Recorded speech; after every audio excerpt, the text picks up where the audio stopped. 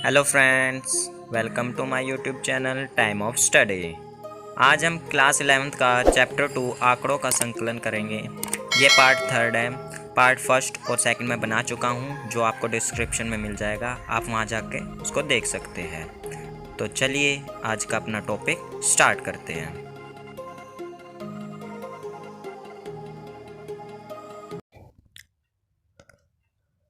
Friends, आज हम part 3 कर रहे हैं। पार्ट 3 में आज हम द्वितीयक आंकड़ों का संकलन के जो मुख्य स्रोत हैं उनके बारे में हम पढ़ेंगे। द्वितीयक आंकड़ों को एकत्रित करने के मुख्य स्रोत निम्नलिखित हैं: प्रकाशित स्रोत और अप्रकाशित स्रोत। सबसे पहला है प्रकाशित स्रोत। द्वितीयक आंकड़ों के मुख्य प्रकाशित स्रोत निम्नलिखित हैं। नंबर 1 है सरकारी प्रशासन। भारत के केंद्रीय तथा राज्य सरकारों के मंत्रालय तथा विभाग विभिन्न विषयों से संबंधित आंकड़े प्रकाशित करते रहते हैं। यह आंकड़े काफ़ी उपयोगी तथा विश्वसनीय होते हैं। कुछ प्रमुख सरकारी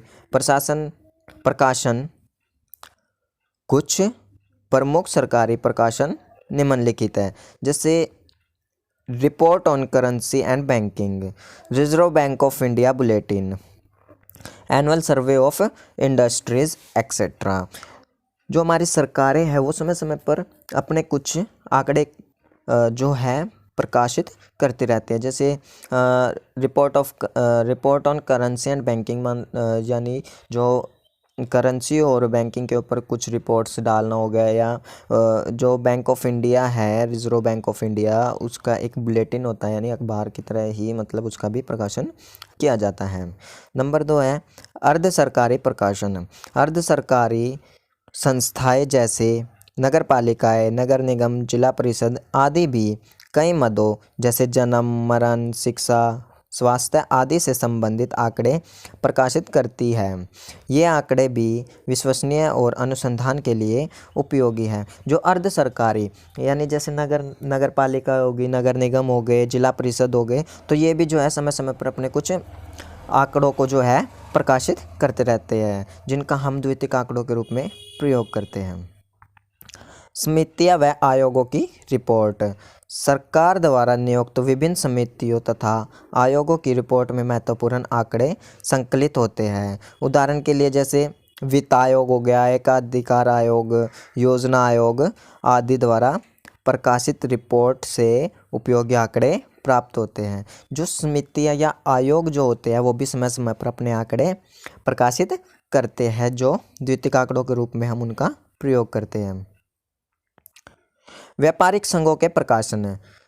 बड़े बड़े व्यापारिक संघ भी अपने अनुसंधान तथा सांख्यिकी विभाग द्वारा एकत्रित आंकड़े प्रकाशित करते रहते हैं। उदाहरण के लिए चीनी मिल संघ चीनी के कारखानों से संबंधित आंकड़े प्रकाशित करता है। जो व्यापारिक जो संघ होते हैं वो भी अपने आंकड़े, यानी जैसे चीनी मिल संघ हो गया, वो चीनी के कारखानों से जो संबंधित आंकड़े जो है वो प्रकाशित करते हैं, जिससे लोग उन आंकड़ों का द्वितीयक आंकड़ों के रूप में प्रयोग करते हैं। नंबर 5 है पत्र तथा पत्रिकाएं। कई समाचार पत्र जैसे इकोनॉमी टाइम्स, पत्रिकाएं जैसे योजना, फैक्ट ऑफ यू, कॉमर्स आदि भी उपयोगी आंकड़े प्रकाशित करती है। यानी कुछ जो पत्र या पत्रिकाएं जो होती है उसमें भी हम इनका द्वितीयक आंकड़ों का जो है प्रकाशन करते हैं। व्यक्तिगत अनुसंधानकर्ता के प्रकाशन। व्यक्तिगत अनुसंधानकर्ता भी अपने अनुसंधान संबंधी आंकड़ों को एकत्रित करके उनका प्रकाशन करता है। यानी इसमें क्या है, जो व्यक्तिगत अनुसंधान करता होता है वो भी अपने आंकड़ों को एकत्रित करता और उनका प्रकाशन करवाता है। अंतर्राष्ट्रीय प्रकाशन। अंतर्राष्ट्रीय प्रकाशन जैसे संयुक्त राष्ट्र संघ यूएनओ, अंतर्राष्ट्रीय श्रम संघ ILO, अंतर्राष्ट्रीय मुद्रा कोष IMF और विश्व बैंक यानी वर्ल्ड बैंक आदि तथा विदेशी सरकारें भी महत्वपूर्ण अंतर्राष्ट्रीय आंकड़े प्रकाशित करवाती हैं। इनका द्वितीयक आंकड़ों के रूप में प्रयोग किया जाता है। जो अंतर्राष्ट्रीय प्रकाशन जैसे UN हो गया, IL हो गया, IMF हो गया, वर्ल्ड बैंक हो गया, वो भी अपने जो है आंकड़ों को प्रकाशित करवाते हैं, जिनका हम द्वितीयक आंकड़ों के रूप में प्रयोग करते हैं। इसके बाद आता है हमारा सेकंड, अप्रकाशित स्रोत। द्वितीयक आंकड़ों का अप्रकाशित स्रोत भी होता है। सरकार, विश्वविद्यालय, निजी संस्थाएं तथा व्यक्तिगत अनुसंधानकर्ता विभिन्न उद्देश्यों के लिए ऐसे आंकड़ों का प्रकाशन करते रहते हैं जिन्हें प्रकाशित नहीं कराया जाता। इन अप्रकाशित संख्यात्मक सूचना का द्वितीयक आंकड़ों के रूप में प्रयोग किया जाता है। जो स्कूल हो गया, विश्वविद्यालय हो गया, निजी संस्थाएं होते हैं, वो भी अपने आंकड़ों को अपने पास एकत्रित करके रखता है। यानी द्वितीयक जो आंकड़े होते हैं उनको अपने पास एकत्रित करके रखता है, वो उनका प्रकाशन नहीं करवाता है। फिर आता है द्वितीयक आंकड़ों के प्रयोग के संबंध में सावधानियाँ कि हमें द्वितीयक आंकड़ों के स्रोत में जैसे कोई सावधानियाँ हो, उसके बारे में हम क्या कर सकते हैं। द्वितीयक आंकड़ों की विश्वसनीयता, उपयुक्तता तथा पर्याप्तता की जांच करने के लिए निम्नलिखित बातों को ध्यान में रखना चाहिए। हमें कौन कौन सी बातों को इससे ध्यान में रखना चाहिए। नंबर 1 है संकलन संगठन की योग्यता। किसी भी व्यक्ति को द्वितीयक आंकड़ों का प्रयोग करने से पहले उस संगठन की योग्यता के बारे में जान लेना चाहिए जो प्रारंभिक रूप से आंकड़ों का संकलन करते हैं। आंकड़ों का उपयोग केवल तभी किया जाना चाहिए यदि यह आंकड़े योग्य, अनुभवी तथा पक्षपातहीन अन्वेषकों द्वारा एकत्रित किए गए हों। इसमें क्या है कि हमें द्वितीयक आंकड़ों का प्रयोग तब करना चाहिए जब हमें उसके संकलन, जो जिसने उन आंकड़ों को इकट्ठा किया उस संगठन की योग्यता के बारे में हमें पता हो। यदि कोई आंकड़े हैं उनका हम जो प्रयोग कर रहे हैं, यदि वो आंकड़े किसी योग्य, अनुभवी या पक्षपाती अन्वेषकों द्वारा प्रयोग इकट्ठे नहीं किए गए तो हम उनका द्वितीयक आंकड़ों के रूप में प्रयोग नहीं करना चाहिए। तो ये भी बहुत इम्पोर्टेंट है कि हमें संगठन की योग्यता के बारे में पता होना चाहिए। उद्देश्य तथा क्षेत्र। यह भी सावधानी रखनी चाहिए कि द्वितीयक आंकड़ों के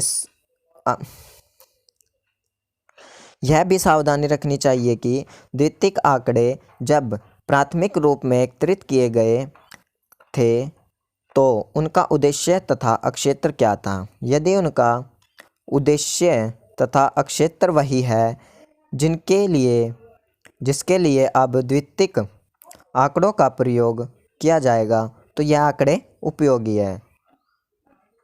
इसके विपरीत यदि उनका उद्देश्य तथा क्षेत्र अलग हो तो इनका प्रयोग उपयुक्त नहीं होगा।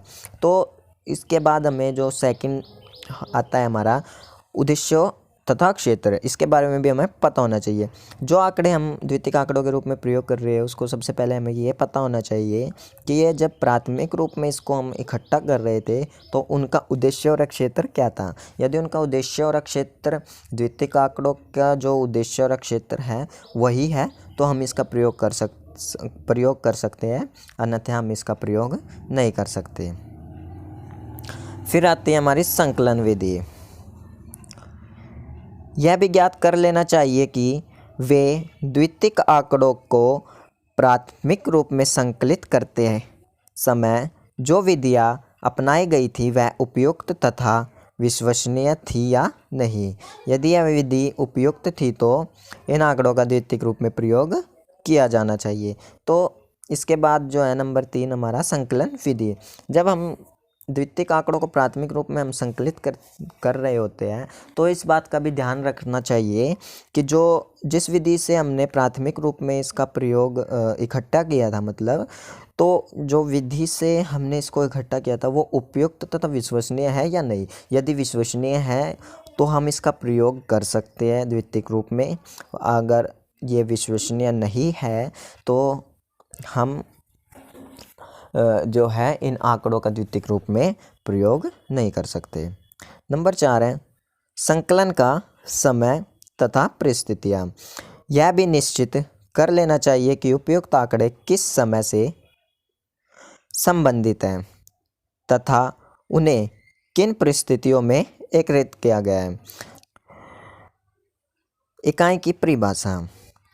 संकलित आंकड़ों का प्रयोग करने से पहले यह देख लेना चाहिए कि पूर्ण अनुसंधान में आंकड़ों की इकाइयों का जिन अर्थों में प्रयोग किया गया है वे वर्तमान अनुसंधान में प्रयोग की जाने वाली इकाइयों के अर्थ के समान है अथवा नहीं। यदि उनमें समानता नहीं पाई जाती तो हम इनका प्रयोग उपयुक्त नहीं होगा। यदि तो हमें एक और पॉइंट देखना है इकाइयों की परिभाषा। यदि इकाइयों की परिभाषा वही है जो पहले थी, जो अब हम जिस अर्थ में जिन उनका प्रयोग कर रहे हैं, तो जो पहले जो उनके अर्थ निकलते थे वो दोनों अगर समान आते हैं तो हम इनका प्रयोग कर सकते हैं। अगर ये समान नहीं आते हैं तो हम इनका प्रयोग नहीं कर सकते हैं। छठा पॉइंट है शुद्धता। उपलब्ध आंकड़ों का द्वितीयक आंकड़ों के रूप में प्रयोग करने से पहले उनकी शुद्धता के स्तर की जांच कर लेनी चाहिए। यदि वर्तमान अनुसंधान के लिए शुद्धता का स्तर आवश्यक हो जबकि उपलब्ध आंकड़ा के संकलन में कोई केवल सामान्य शुद्धता को ध्यान में रखा गया हो तो ऐसे आंकड़े उपयुक्त नहीं है। तो इसमें क्या है कि हमें जो है आंकड़ों की शुद्धता के बारे में भी पता होना चाहिए। इसमें क्या होता है कि जो हम द्वितीयक आंकड़ों को अगर मान लीजिए हमें बोला जाए कि जो हम द्वितीयक आंकड़े इकट्ठा करने हैं उसमें अधिक शुद्धता होनी चाहिए। यदि हम जिन आंकड़ों को हम द्वितीयक आंकड़ों के रूप में प्रयोग कर रहे हैं और उनको एकत्रित करते समय केवल सामान्य शुद्धता ही होती है तो हम उनका प्रयोग नहीं कर सकते। यदि उनकी शुद्धता दोनों की समान पाई जाती है तो हम उन आंकड़ों का प्रयोग द्वितीयक आंकड़ों के रूप में कर सकते हैं। संक्षेप में डॉक्टर बावले ने ठीक ही कहा है। डॉक्टर बावले के अनुसार प्रकाशित आंकड़ों को बिना उनके अर्थ व सीमा जाने जैसा का तैसा ग्रहण कर लेना कभी सुरक्षित नहीं है। इनका मतलब क्या है कि जो प्रकाशित आंकड़े हैं उनको ऐसा का ऐसा ही मतलब ऐसा का ऐसा मतलब जैसे वो प्रकाशित आंकड़े थे उनको द्वितीयक आंकड़ों के रूप में ले लेते हैं बिना अर्थ जाने बिना उनकी सीमाएं जाने, तो वो जो है हमारे लिए सुरक्षित नहीं होंगे। फिर आते हैं द्वितीयक आंकड़ों के दो महत्वपूर्ण स्रोत। Two important sources of second data. तो सबसे फर्स्ट है भारत की जनगणना। भारत की जनगणना भारत सरकार का 10 वर्षीय प्रकाशन है। यह भारत के registrar general and census commissioner द्वारा प्रकाशित किए जाते हैं। द्वितीयक आंकड़ों का यह एक व्यापक स्रोत है। इनका संबंध भारत के जनगणना के आकार तथा जनांकीय है परिवर्तन के विभिन्न पक्षों से है। इसमें निम्नलिखित पैरामीटरों पर सांख्यिकी सूचना शामिल होती है। जो जनगणना है वो भारत सरकार का 10 वर्षीय प्रकाशन है, यानी जो हमारी जनगणना होती है वो 10 वर्ष के बाद होती है, जो registrar general and census commissioner द्वारा प्रकाशित किए जाते हैं। इसमें जो हम निम्नलिखित पैरामीटरों को शामिल करते हैं। नंबर 1 है भारत में संख्या का आकार, वृद्धि तथा वितरण। इसमें जो है संख्या का आकार, वृद्धि और उसके वितरण के बारे में बताया जाता है। नंबर 2 है जनसंख्या प्रक्षेपण। फिर आता है जनसंख्या का घनत्व। इसमें जनसंख्या के घनत्व के बारे में बताया जाता है। फिर इसमें जो है हम जनसंख्या का लिंग संरचना के बारे में भी बात करते हैं। फिर है साक्षरता की अवस्था। इसमें जो हम साक्षरता यानी शिक्षा के बारे में भी हम इसमें बताते हैं। नंबर 2 है राष्ट्रीय प्रतिदर सर्वेक्षण संगठन की रिपोर्ट एवं प्रकाशन। Reports and publication of national sample service organisation NSSO। Bharat में द्वितीयक आंकड़ों का एक महत्वपूर्ण स्रोत है NSSO की रिपोर्ट तथा प्रकाशन है। Ministry of statics and programme implementation के अंतर्गत NSSO एक सरकारी संगठन है। इसमें देश के ग्रामीण तथा शहरी भागों में होने वाली विभिन्न आर्थिक क्रियाओं से संबंधित आधारभूत सांख्यिकी यह संगठन नियमित रूप से सैंपल सर्वे करके एकत्रित करता है। व्यापक रूप से NSSO के प्रकाशन एवं रिपोर्ट आर्थिक परिवर्तन में निम्नलिखित पैरामीटरों की सांख्यिकीय सूचना उपलब्ध कराता है। इसमें क्या है NSSO से कि जो हमारे ग्रामीण और जो शहरी क्षेत्र से जो आधारभूत जो सर्वे किए जाते हैं वो NSSO द्वारा किए जाते हैं और प्रकाशित किए जाते हैं। इसमें जो हम निम्नलिखित पैरामीटरों के बारे में पढ़ते हैं, जैसे भूमि तथा पशु जो होता है, मतलब भूमि और पशुओं के बारे में इसमें होता है। भवन दशाएं व प्रवास झुग्गी झोपड़ियों में रहने वालों पर विशेष बल देते हैं। इसमें जो है मतलब जो प्रवासी जो लोग होते हैं, जो झुग्गी झोपड़ी में रहने वाले होते हैं, उन पर विशेष ध्यान दिया जाता है। इसमें भारत में रोजगार तथा बेरोजगारी की स्थिति, इसमें भारत की जो रोजगारी और बेरोजगारी की जो स्थिति है उसके बारे में भी बात की जाती है। भारत में उपभोक्ता व्यय, जिसमें लोगों की विभिन्न श्रेणियों के उपभोक्ता व्यय का स्तर तथा प्रतिमान शामिल है। इसमें जो है उपभोक्ता के व्यय का भी बात की जाती है। जनगणना की तुलना में NSSO की रिपोर्ट व प्रकाशन जनगणना समग्र यूनिवर्स के सैंपल अध्ययन पर आधारित है। यहाँ पर हमारा सेकंड चैप्टर आंकड़ों का संकलन कंप्लीट होता है। इसके बाद अगर आपको इस चैप्टर से कोई भी संबंधित आपको कोई परेशानी आ रही है या आपको कोई दिक्कत आ रही है तो आप मुझे वीडियो में जाकर कमेंट कर सकते हैं। यदि आपको वीडियो अच्छी लगी है तो वीडियो को लाइक करें, शेयर करें, कमेंट करें और मेरे चैनल को सब्सक्राइब कर लें और बेल आइकन को ज़रूर दबा लेना ताकि मेरी नेक्स्ट वीडियो आपके पास जल्द से जल्द पहुंच जाए।